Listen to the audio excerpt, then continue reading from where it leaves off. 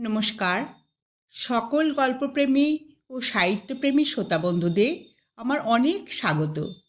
আমার আজকের নিবেদন বিভূতিভূষণ বন্দ্যোপাধ্যায়ের লেখা একটি ছোট গল্প, একটি কোঠাবাড়ির ইতিহাস। 1240 সাল, সকালবেলা, কাল দোল পূর্ণিমা। কালীপদ চৌধুরী ব্যস্ত হইয়া উঠিয়াছেন। খই দই খাইয়া তিনি এখনই রওনা হইবেন। অক্ষয় মিস্ত্রিকে ডাকিয়া আনিয়া কোঠাঘরের আনুমানিক ব্যয় ঠিক করিতে হইবে। রামতরণ বাড়ুজ্যে কৃষ্ণনগর কোটের নকল নবিশ। গ্রামে অগাধ পয়সা প্রতিপত্তি। 2 পয়সা করিয়াছেন, গোলাপালা জমি জমাও করিয়াছেন। ছুটিতে রামতারণ বাড়ি আসিয়াছেন। চণ্ডীমণ্ডপে বসিয়া তামাক টানিতেছেন সকালবেলা। কালীপদ চৌধুরীকে দেখিয়া কহিলেন, কোথায় চললে হে? আজ্ঞে কাকা, অক্ষয় মিস্ত্রিকে একবার ডাকতে যাচ্ছি। কেন হে? অক্ষয় মিস্ত্রিকে কি হবে তোমার? কালীপদ আসিয়া বসিলেন চণ্ডীমণ্ডপের দাওয়ায়। বলিলেন, বাহ, এবার মিছরি গাছটাতে খুব বোল হয়েছে দেখছি। বসন্তের সকাল, একটু একটু ঠান্ডা বাতাস বহিতেছে। আম্রমুকুলের সুমিষ্ট সৌরভে ভরপুর। রামতারণ বলিলেন, আরবারও বোল হয়েছিল ভালো, কুয়াশাতে সব ঝাঁই পড়ে গেল। দেখো এবছর কি হয়। বোল তো ভালোই হয়, তবে টিকে থাকে না। বসো বাবা। এই সময় রামতারণের ভাইজি একটা কাঁসার সাগরিতে চাল ভাজা, নারকেল কোড়া ও খানিকটা গুড় লইয়া আসিয়া বলিল, জ্যাঠামশাই, খাবার খান। রামতারণ ব্যস্ত হইয়া উঠিলেন। ও শৈলী, এই তোর কালীপদ দাদা এসেছে, বাড়ি গিয়ে তোর জ্যাঠাইমাকে বল গে। কালীপদ বলিলেন, না না কাকা, আমি এই মাত্র খই দই খেয়ে বেরিয়েছি। আমায় যেতে হবে সেই পুব পাড়া। অক্ষয় মিস্ত্রিকে বাড়ি পাওয়া দরকার। আমি উঠি। না না, বসো। 2টি চাল ভাজা খেলে তোমাদের মতন ছেলে ছোকরা মানুষের আর অখিদে হবে না। যা শৈলী, নিয়ে আয় তো। ভালো হয়ে উঠে এসে বসো না। তুমি আজকাল সেই জমিদারি শেষটাতেই কাজ করছো তো? আজ্ঞে হ্যাঁ। একটু পরে শৈলী আর এক বাটি চাল ভাজা ও গুড় লইয়া আসিয়া কালীপদর সামনে রাখিয়া চলিয়া গেল। যে সময়ের কথা বলিতেছি, তখন পল্লীগ্রামে অবিবাহিত কিশোরী মেয়ে গ্রামের তরুণ যুবক প্রতিবেশীর সহিত গুরুজনের সম্মুখে কথাবার্তা বলিতে পারিত না। শৈলী মেয়েটি বেশ স্বাস্থ্যবতী, দেখিতে শুনিতে ভালো, রঙও ফর্সা। চাহিয়া দেখিবার ও 2-একটি কথা কইবার ইচ্ছা থাকিলেও কালীপদ সামলাইয়া গেলেন।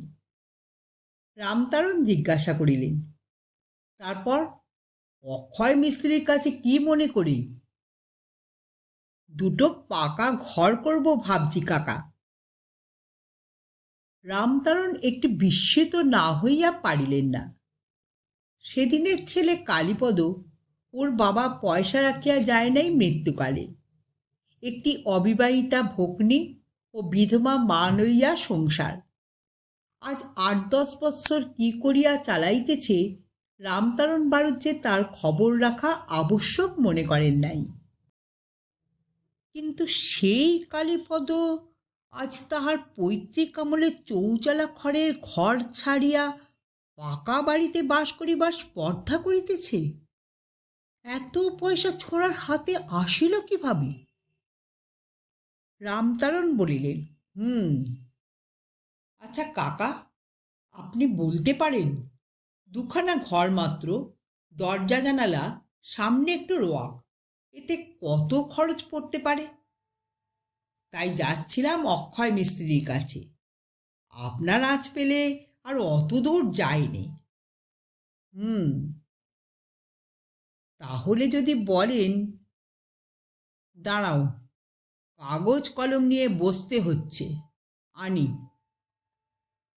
কাগজ কলম আনিয়া হিসাবপত্র জুড়িয়া দেখা গেল 800 টাকার কমে ওরকম একখানি ছোট বাড়ি তৈয়ারি হয় না। সব জিনিসের দাম বেশি। ইটের হাজার 7 টাকা, 10.5 আনা সিমেন্টের বস্তা, রাজমিস্ত্রির মজুর 10 আনা, পেটেল মজুরের 4 আনা হইতে 5 আনা। রামতারণ ভাবিয়াছিলেন খরচের হিসাব পাইলে ছোঁড়ার চুলবুলনি ভাঙিয়া যাইবে, কিন্তু দেখা গেল তাহা নয়, ছোঁড়ার দমিল না, বরং বলিল, 800 টাকা তো, না হয় 100-খানেক টাকা এদিক ওদিক হতে পারে, কি বলেন? তাহলে পাঁজি দেখে একটা শুভ দিন দেখে দিন কাকা, সূত্র ফেলা যাক। রামতারণ বলিলেন, তা একদিন দেখো, এখন ওঠা করছো বড় আনন্দের কথা। তোমাদের উন্নতি দেখলে মনে বড়ই আনন্দ হয় বাবা। আহা, আজ যদি তোমার বাবা বেঁচে থাকতেন, তা সবই ভাগ্য। কালীপদ রামতারণ মারুজ্যের পদধূলি লইয়া বলিলেন, আপনি আশীর্বাদ করুন কাকা, যেন মাকে অন্তত কোঠা ঘরে শোয়াতে পারি। আপনাদের আশীর্বাদ। হবে, হবে বাবা, হবে বই কি। তবে 1000 টাকা ট্যাঙ্কে গুঁজে তারপর কাজে হাত দিও। দেখো যেন অর্ধেক হয়ে পড়ে না থাকে। বড় শক্ত কাজ, ছেলে মানুষ কিনা তাই বলছি। আগে আপনাদের সঙ্গে পরামর্শ করে সব করব। আমার আর কে আছে আপনাদের 5 জন ছাড়া? কত কষ্টে মানুষ হয়েছে বাবা মারা যাওয়ার পরে, সবই তো জানেন। কোনো দিন খাওয়া জুটেছে, কোনো দিন জটিনি। ছেঁড়া কাপড় তালি দিয়ে মায়ে পয়ে পড়েছি, দুধ খেয়ে মুখ দেখিনি কোনো দিন। হ্যাঁ হে, তোমার ভগিনীটি তো প্রায় 11 বছরে পড়ল, আর তো ঘরে রাখা যায় না। এবার ওর একটা বিয়ের জোগাড় করো। পল্লীগ্রাম জায়গা, লোকে কি বলবে না বলবে।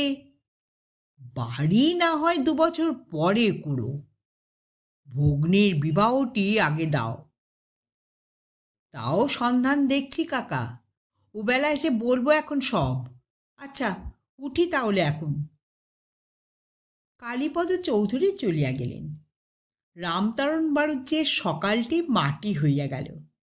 না, আজ আর কোনো কাজ করা চলিবে না। কি কুক্ষণে তিনি চণ্ডীমণ্ডপে তামাক খাইতে বসিয়াছিলেন। রামতারণ বাড়ুজ্যে অন্যভাবেও 2-একবার বাধা দেবার চেষ্টা করিয়াছিলেন। একবার মিস্ত্রিদের কাজ করা বন্ধ করিবার চেষ্টা করিয়াছিলেন, আর একবার অন্য কি একটা করিয়াছিলেন। কিন্তু কালীপদ চৌধুরীর কোঠা বাড়ি তাহাতে বন্ধ থাকে নাই। অবশেষে যেদিন সুন্দর 2 কুঠারি পাকা ঘর নির্মাণ শেষ করিয়া কালীপদ চৌধুরী গৃহপ্রবেশ উপলক্ষে গ্রামের ব্রাহ্মণদের নিমন্ত্রণ করিলেন, বাস্তুপূজা ও সত্যনারায়ণের সিন্নির আয়োজন করিলেন, রামতারণ সেদিন তাহার কর্মস্থল গোয়াড়িতে। বংশের প্রথম কোঠাবাড়ি। কালীপদ চৌধুরীর মা সেই রাত্রিতে এ ঘরে প্রথম শুইলেন। জ্যোৎস্না রাত্রি, বর্ষাকাল। মনে পড়িল, এই বর্ষার দিনে খড়ের ঘরে জল পড়িত মটকা দিয়া। গরিব স্বামী কখনো সে দুঃখ ঘুচাইতে পারেন নাই। আজ উপযুক্ত ছেলে সে খড়ের চালার জায়গায় পাকা ঘর তুলিল। আজ যদি তিনি বাঁচিয়া থাকিতেন। জগদম্বা দেবী সে রাত্রে আদৌ ঘুমাইতে পারিলেন না। দৌড় জানালায় নতুন রং মাখানো হইয়াছে, তাহার গন্ধটা বড় উৎকট। একবার সে গন্ধটা মনে পরম আনন্দ বহন করিয়া আনে। চোখ বুজিয়া থাকিতে থাকিতে মাঝে মাঝে চোখ খুলিয়া ঘরের চারিধারে চাহিয়া দেখেন। না, পাকা ঘরই বটে, ওই তো কড়িকাঠ, ওই তো পাকা চুনকাম করা দেওয়াল, ওই সেই রঙের উৎকট গন্ধটা। স্বপ্ন নয়, সত্যি কোঠাঘরে শুইয়া আছেন বটে। এই দিনটি হইতে কালীপদ চৌধুরী গ্রামের মধ্যে মাতব্বর হইয়া উঠিলেন। রামতারণের প্রতিদ্বন্দ্বী তিনি হইতে চাহেন নাই, কিন্তু গ্রামের লোক সালিশ মীমাংসা ইত্যাদি কার্যে তাহার সাহায্য চাহিতে লাগিল। বারোয়ারির চাঁদা আদায়ের ভার তাহার উপর আসিয়া পড়িতে লাগিল। ক্রমে কালীপদ চৌধুরীর অবস্থা আরও ভালো হইয়া উঠিল। তিনি কাছারির নায়েবি পদে পাকাপোক্তভাবে বহাল হইয়া সুখ্যাতির সহিত উক্ত কার্য করিতে লাগিলেন। মাহিনা 20 টাকা বটে, কিন্তু রোজগার করিতেন 60-70 টাকা। যে সময় 9 শিকা উৎকৃষ্ট বাদাম চাউলের মন, 10 আনা গব্য ঘৃতের সের, 16 সের খাঁটি দুগ্ধ টাকায়, একটা 2-3 সের ওজনের রোহিত মৎস্যের দাম বড়জোর 1 টাকা। সে সময় কালীপদ চৌধুরী গ্রামের মধ্যে অবস্থাপন্ন মাতব্বর গৃহস্থ বলিয়া গণ্য কেন না হইবেন? বেলপুকুরের মহিমাচরণ গাঙ্গুলির কনিষ্ঠা কন্যা হৈমবতীর সঙ্গে কালীপদ চৌধুরীর শুভ বিবাহ নিষ্পন্ন হইল। লক্ষ্মী যখন আসেন, কোন দিক দিয়ে আসেন বোঝা যায় না। এই বিবাহের পর হইতেই কালীপদ চৌধুরীর অবস্থা খুব ভালো হইতে লাগিল। রামচরণ বাড়ুজ্যে বৃদ্ধ হইয়া কার্যে অবসর গ্রহণ করিলেন। নকল নবিশের কাজে পেনশন নাই। তাহার অবস্থা পূর্বাপেক্ষা খারাপ হইয়া পড়িল। তবে একেবারে গরিব হইয়া তিনি কোনো দিনই পড়েন নাই, কারণ হুঁশিয়ার রামতারণ অনেক জায়গা জমি করিয়া লইয়াছিলেন। বছরের দান গোলায় মজুদ থাকিত। কালীপদ চৌধুরীর একটি ছেলে ও 3টি মেয়ে। ছেলেটি গ্রাম্য পাঠশালায় পড়িবার পরে কিছুদিন বাড়ি বসিয়া জমিদারি সেরেস্তায় কার্য শিখিতেছিল, কিন্তু এক বন্ধুর পরামর্শে তাহাকে দূরবর্তী মহকুমার ইংরেজি স্কুলে ভর্তি করিয়া দেওয়া হইল। ইংরেজি লেখাপড়ার চাল তখন গ্রামে প্রবেশ করিয়াছে। 2-3টি ছেলে এন্ট্রান্স পাশও করিয়াছে। রামতারণ বাড়ুজ্যের বড় নাতি তাহাদের অন্যতম। 1280 সাল। কালীপদ চৌধুরীর ছেলে সুকুমার চৌধুরী দেশেই হোমিওপ্যাথিক ডাক্তারি করিয়া 2 পয়সা উপার্জন করিতেছে। কালীপদ চৌধুরীর বয়স 64 কোঠায় ঠেকিয়াছে। রামতারণ বাড়ুজ্যে অতি বৃদ্ধ অবস্থায় এখনও বাঁচিয়া আছেন, তবে নড়িয়া চড়িয়া বেড়াইবার আর ক্ষমতা নাই। তাহার ছেলেরা চাকুরি করিতেছে, আবার বাড়ি হইবে। সুকুমারের সময় নাই, সে পয়সাওয়ালা ডাক্তার। বৃদ্ধ কালীপদ চৌধুরী ছুটাছুটি করিয়া বেড়াইতেছেন, কোথায় চুন কোথায় সিমেন্ট। 2টি বড় সেগুন গাছ কাটাইয়াছেন সর্বপ্রামাণিকের বাগানে। মুর্শিদাবাদ হইতে করাত টানিবার মিস্ত্রি ও ছুতার মিস্ত্রি আনাইয়া সেই বাগানে কাঠ চেরাই ও দরজা জানালা করিবরগা ইত্যাদি তৈরি হইতেছে।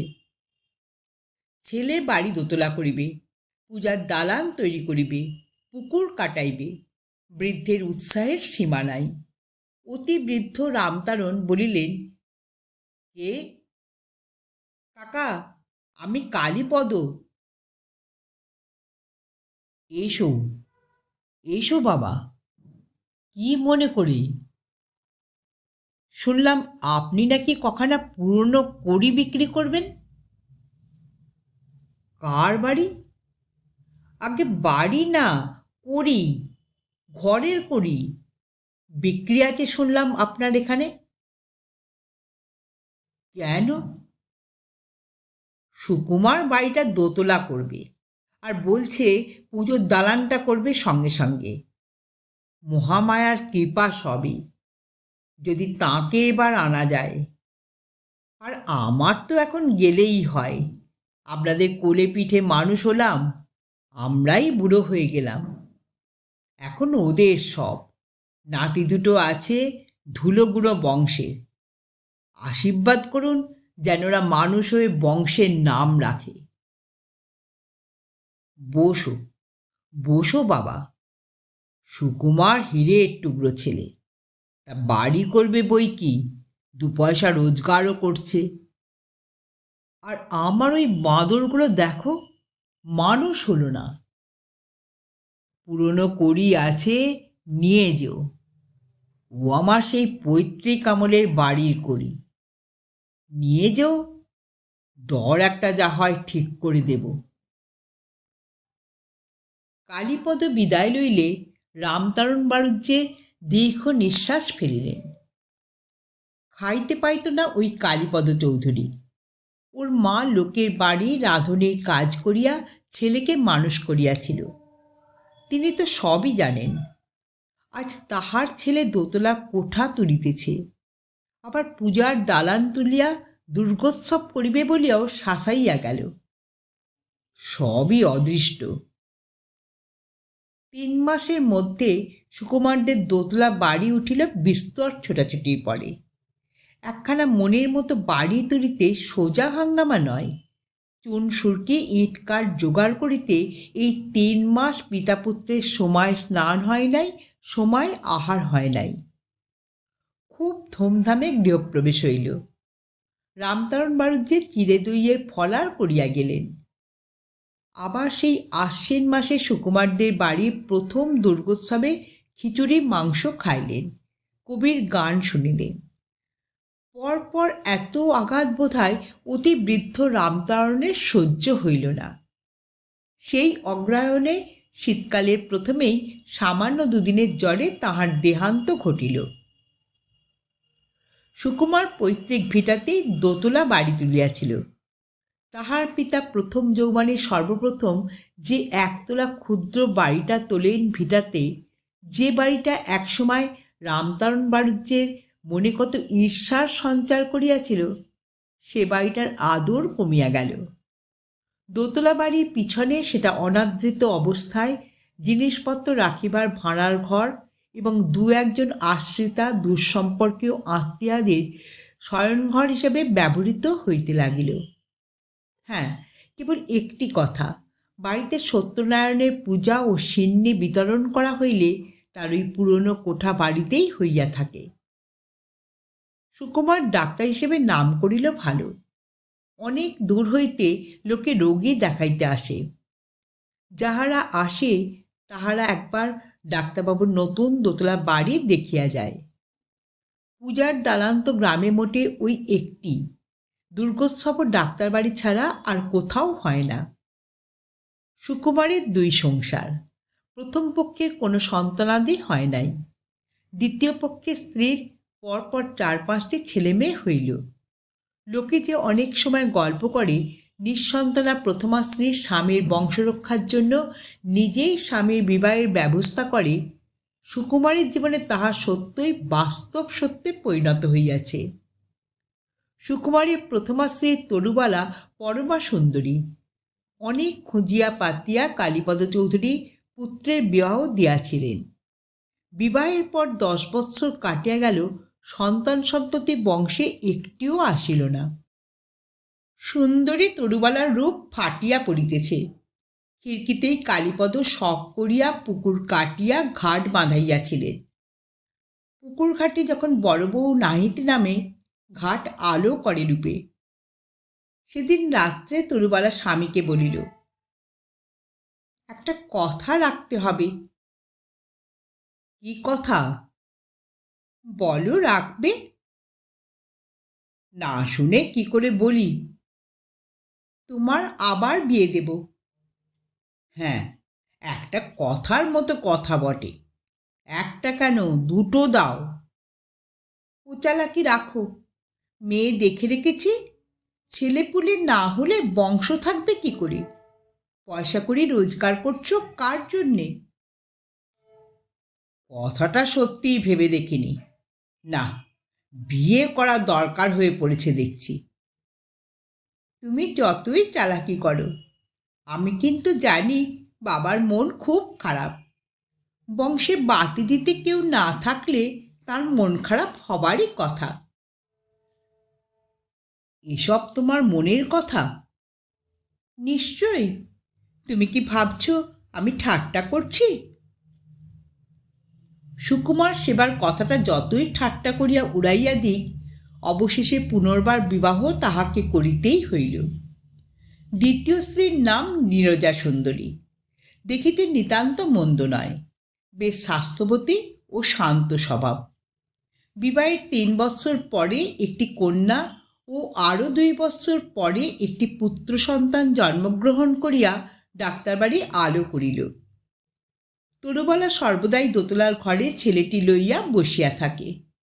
কেহ আসিলে গর্বের সঙ্গে বলে, এই দেখো পিসি, আমার ছেলে। একবার একটি মন্থরা জুটিয়াছিল। সে বুড়ি পাশের বাড়ির শ্যামাপদ বাড়ুজ্যের মা। বড়লোকের বউ তরুবালার খোসামত করিয়া কখনো দুধ, কখনো পাটালি, কখনো একখানা নতুন কাপড়, কখনো বা এক কাঠা সোনামুগের ডাল হাতাইয়া যাইত। সেদিন তরুবালা অমন বলিতেই বুড়ি বলিল, আহা, বড় বৌমার যা কাণ্ড। তরুবালা বলিল, কেন খুড়িমা? সতীন পর দেখা পেয়েছ, নিজের ছেলের সোয়াদ তো পেলে না। আহা মা, দুধের সোয়াদ কি ঘোলে মেটে? কেন? আহা মা, তোমার মুখের দিকে চাইলে কষ্ট হয়। কথায় বলে সতীন কাঁটা, তার খোকা। তোমার তাতে কি? বড় হয়ে কি ও তোমার ভালো চোখে দেখবে? এই দিন হইতে তরুবালা তাহাকে এড়াইয়া চলিত। ক্রমে নীরজা সুন্দরী আরও 3টি পুত্র সন্তানের জননী হইল। কনিষ্ঠ পুত্রটি লেখাপড়ায় ভালো হইয়া উঠিল। সব পরীক্ষায় বৃত্তি পায়, সব বিষয়ে সমান জানে শোনে। গ্রামের মধ্যে অমন ছেলে দেখা যায় নাই ইতিপূর্বে। বৃদ্ধ কালীপদ তো নাতিকে পলকে হারায় এমনই অবস্থা। নাতির কথা সকলকে গর্ব করিয়া বলিয়া না বেড়াইলে তাঁর দিন কাটে না। যে বৎসর ছেলেটি এন্ট্রান্স পরীক্ষায় বৃত্তি পাইল, সুকুমারের প্রথমা পত্নী তরুবালা সেবার বৈশাখ মাসে স্বামীর পায়ে মাথা রাখিয়া সৎ ছেলেমেয়েগুলিকে কাঁদাইয়া অকালে স্বর্গারোহণ করিল। তরুবালার মৃত্যুতে গ্রামের এমন লোক ছিল না যে চোখের জল ফেলে নাই। 1310 সালের বৈশাখ মাস সেটা। তারপর অনেক দিন কাটিয়া গেল, অনেক সুখ দুঃখের ঝড় বইয়া গেল সংসারের উপর দিয়া। সুকুমারের ছেলে অনাথ বন্ধু ফাইন্যান্স ডিপার্টমেন্টে ভালো চাকরি পাইয়া দিল্লি চলিয়া গেল। অন্য 2টি ছেলের মধ্যে একটি উকিল ও অন্যটি ডাক্তার হইয়া কলিকাতায় প্র্যাকটিস শুরু করিয়া দিল। কারণ দেশে নিজের বাবা পশারওয়ালা ডাক্তার। ডাক্তারি শিখিয়া ছেলে সেখানে বসিলে কোনো লাভ নাই। সুকুমারও ভাবিল, অনেক দিন হইতেই কলিকাতায় ডাক্তারি প্র্যাকটিস করিবার যে শখটা ছিল, নিজের ছেলের মধ্যে দিয়ে সেটা সার্থক করিয়া তোলা যাক। কালীপদ চৌধুরী এখন অতি বৃদ্ধ, বিশেষ নড়িতে চড়িতে পারেন না।